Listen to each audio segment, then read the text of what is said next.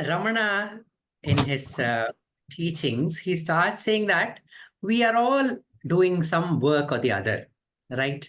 And I dance, and Ramaji and is having this beautiful session that we are all meeting together, and starting from the mundane activities, starting from brushing our teeth to bathing, to getting ready, to going to office, going to school and studying, all we are doing for one common goal, which which is to be happy.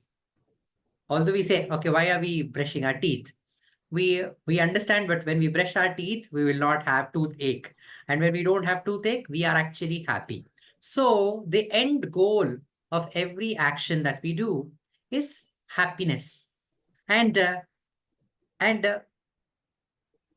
happiness, not only human beings, but all living beings, Ramana says, including the plants and the trees and the animals and insects. Everybody is moving towards this happiness. Everybody wants to be happy.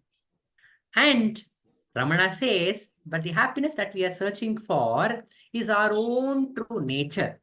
That's why we are searching for happiness, because health is our true nature. That's why when we are unwell, we want to get rid of this illness, and we want to be well by taking some medicine or taking some rest, because to getting back to our own true nature, which is health, searching for happiness, because happiness is our own true nature. And Ramana says that is our own true nature means we are that happiness. Why don't we realize that? Because we are searching for that happiness in the wrong direction. We are searching for it in the outside world. We think if we accomplish this, then we'll be happy. Or if we finish this work, then we will be happy. Or if we are in this situation or in this place, we'll be happy. So we are constantly aiming at the happiness which is we are going to get later in life, forgetting that happiness is available here and now, wherever we are, and at this moment it's available. We are always searching for it outside. So Ramana is telling us, if the happiness was there outside, imagine if you eat a sweet, then you are happy. Then if you have 10 kgs of sweet, then you should be 10 times more happier. But that is not the case, right? Okay, we are not happy. We just eat one sweet, but the second one given or the third one given, we feel that it's enough. So the happiness is not there in the sweet. If the happiness was there in the sweet, it would have given more and more happiness. But that is not the case. Similar to that, all the things that we are searching for, the happiness does not lie there. Happiness lies within our own hearts. So Ramana says, turn within and know yourself. He says, find out who you are. Don't we know who we are? When we say who you are, we will say, my name is Ujwal. And Ramana says, that is only your name. And your name is only there in the certificates. And only few people call you by that name. Somebody may call you by different name. Somebody may call you Anna. Somebody may call you Sir. Name is only to refer to somebody externally. But are we this body? And Ramana says, if you are the body, then you should know everything that is happening inside your body, right? But do we know what is happening inside us? Do we know if the food that we have ate in the afternoon, is it getting digested? Or if we are having a stomach ache, or if we are having a pain in our hands, do we know what is happening within our body? We need to go to a doctor to find a solution. So Ramana says, how can you say you are the body when you don't even know what is happening with your body? And when we see our own body, the body is constantly changing. When we were young children, it was a different body. Now, every moment, all the cells in our body and everything in our body is regenerating. The old cells are dead and the new ones are born. So the body is changing constantly. And how can you say that is the I which is always there? So that is not your true I. Then we wonder, maybe we are our mind, which gives us power to think, which gives us power to understand. So are we the mind? Then Ramana says, if you inquire what is the mind, we understand that this mind is only a set of thoughts. The thoughts come and thoughts go. There is no thought which is always there. So Ramana says, how can this changing mind, which is only a flow of thoughts, be you? He says you are much more deeper than that. You are always there. So Ramana Tata says that there is this one thought, there is a feeling that I am there. So from that I am there thought, which is he calls I thought, all the other thoughts. I like this thought. I don't like this. I want to do this. I don't want to do this. I will do that later. I will do this now. All these thoughts are arising only from this basic thought called the I am there thought. So Ramana says, who is this I am there thought? Hold on to that with the question, who am I?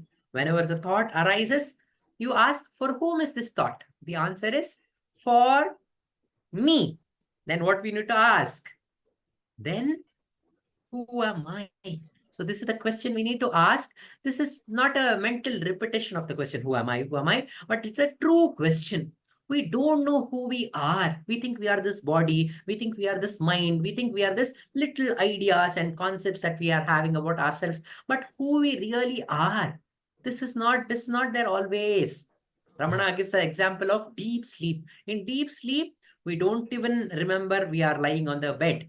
We don't even have any thoughts. We don't remember all our accomplishments. We don't know what is right and what is wrong in deep sleep. So in deep sleep, you don't have any of these concepts. Yet, you are there in deep sleep. So who is that I who is there in the deep sleep when all these thoughts are not there? Who are you? He wants us to question it. And he says that same state that you experienced in deep sleep is so joyous. We all want to go to deep sleep because we feel that in deep sleep, we are so rested. When we wake up from deep sleep, we are filled with energy to do the work for the whole day. So Ramana says that same treasure house of energy, you are that treasure house now also. But you are dissipating all the energy in the form of thoughts and by seeing here and there with all your senses. So he says, you turn your attention back to the heart, and there in the deep recesses of the heart, the Ramana, the self is shining brightly as as I. And you hold on to that I, it will take you to your true nature, which is limitless bliss. And this is the path of self-inquiry which has been taught. So we all, uh, in self-inquiry session, we sit straight. And we, instead of turning our attention outwards, okay, we'll all try this for a minute. Are you all ready to try to self-inquiry for a minute? So we close our eyes. Instead of moving our attention and dissipating the energy outside through the senses, we control the senses and you close your eyes and close your ears and close your mouth and nose and skin and turn your attention towards the heart, which is the the abode of the supreme happiness. But when we are turning within, we are habituated of having some thoughts. If we get some thought, so quickly you need to ask, you should not perceive the thought and ask, for whom is this thought? And the obvious answer is the thought is for me, because thought is not coming from outside. Thought is coming from within. So yeah, the thought is for me. And the next question you need to ask is, who am I? And hold on to this question. This question itself will take you to your true nature, which is joy.